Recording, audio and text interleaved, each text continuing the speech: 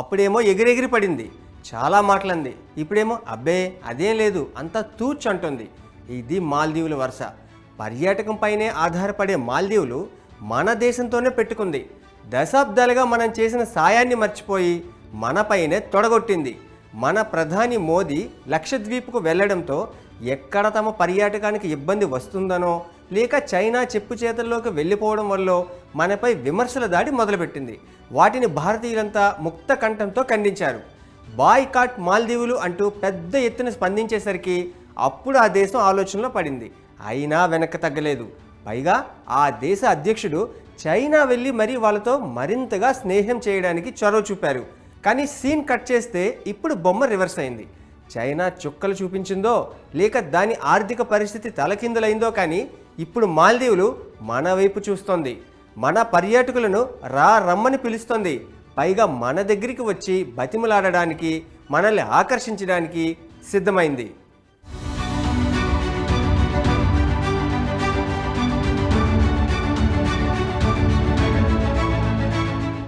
మాల్దీవుల over action వల్ల ఇరు దేశాల మధ్య దౌత్యపరమైన వివాదం మొదలైంది.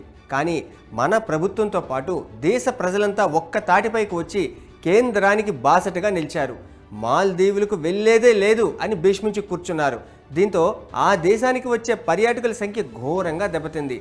ఈ సంవత్సరం ఏప్రిల్ 10 వరకు ఉన్న డేటా చూస్తే 6,63,269 మంది పర్యాటకులు మాల్దీవులకు వెళ్ళారు.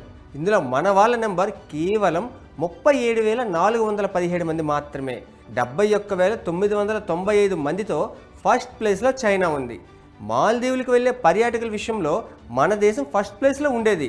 కానీ మారిన పరిస్థితుల వల్ల 6వ ప్లేస్కి చేరింది.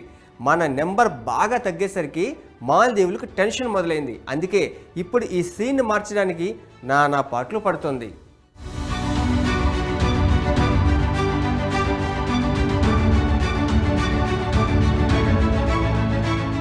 టూరిస్టులు వస్తేనే మాల్దీవులకు రోజు గడిచేది. అలాంటిది ఒక్కసారిగా భారతీయులంతా నో చెప్పేసరికి తల పట్టుకుంది. చేసిన తప్పుని సరిదిద్దుకోవాలని భావిస్తుంది. దీనికోసం ఓ ప్లాన్ కూడా వేసుకుంది. మాల్దీవులు association of travel agents and tour operators, సింపుల్గా చెప్పాలంటే మటాటో వాళ్ళు అక్కడ మన హై కమిషనర్తో డిస్కషన్స్ మొదలుపెట్టేశారు.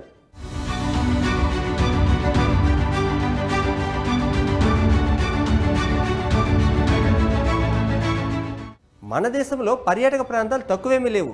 కాకపోతే ప్రకృతి అందాలను చూడడంతో పాటు హ్యాపీగా ఎంజాయ్ చేయడానికి మన వాళ్ళు కూడా మాల్దీవులకు వెళ్తారు. కానీ అడ్వెంచర్స్ చేయాలనుకునేవారు లక్షద్వీప్కు రండి అని ఆ మధ్య ప్రధాని మోదీ పిలుపునిచ్చేసరికి మాల్దీవుల మంత్రులు మనపై విరుచుకుపడ్డారు. ఇది చివరకు దౌత్యపరమైన వివాదానికి కారణమైంది. తర్వాత పరిస్థితులు చేయి దాటిపోయే వరకు వెళ్ళాయి. మొత్తానికి ఇన్నాళ్ళకు దిగి వచ్చిన ఆ దేశం మళ్ళీ మనతో ఫ్రెండ్షిప్ కోసం తహతహలాడుతుంది. మాల్దీవులకు మళ్ళీ మన వాళ్ళని రప్పించడానికి మన సిటీలో రోడ్ షోల కోసం ప్లాన్ చేస్తుంది. పర్యాటక ఆదాయం తగ్గడం ఆ దేశ ఆర్థిక వ్యవస్థకు సవాల్గా మారే ప్రమాదం ఉంది. అది కథ. అందుకే ఇంత ప్రేమ ఒలకబోస్తోంది.